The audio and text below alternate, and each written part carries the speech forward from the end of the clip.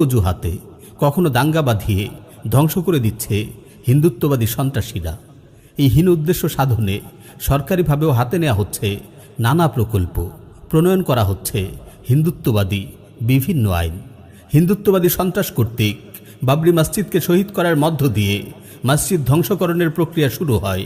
সেই প্রক্রিয়ার সন্ত্রাসী হাত এখন প্রসারিত হচ্ছে ভারত জুড়ে প্রতিষ্ঠিত সকল ঐতিহাসিক মসজিদের দিকে।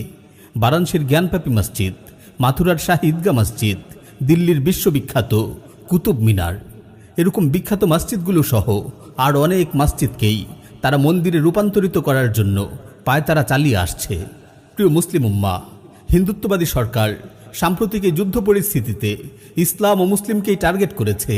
তারা আল্লাহর ঘর মসজিদকে সন্ত্রাসীদের ঘাঁটি আখ্যা দিয়ে আঘাত হেনেছে, সাধারণ মুসলিমদের হত্যা করেছে, আহত বানিয়েছে। হিন্দুত্ববাদী ভারতের বর্তমান প্রতিটি পদক্ষেপই যেন ইসলাম ও মুসলিমদের বিনাশে সংগঠিত হচ্ছে। আমরা মনে করি এসব প্রত্যেকটি ঘটনাই গাজওয়াতুল হিন্দের উদ্ভাবনী পদক্ষেপ। বর্তমানে উপমহাদেশের প্রত্যেকটি দেশেরই অভ্যন্তরীণ রাজনীতি, ভূরাজনীতি ও আন্তর্জাতিক রাজনীতি উত্তপ্ত ও উত্তেজনাকর পরিস্থিতিতে আছে। বিশেষভাবে পাকিস্তান, ভারত, বাংলাদেশ এই তিনটি অঞ্চলকে ঘিরে বৈশ্বিক পরাশক্তিগুলোর দ্বন্দ্ব আরও সুস্পষ্টভাবে সামনে আসতে যাচ্ছে।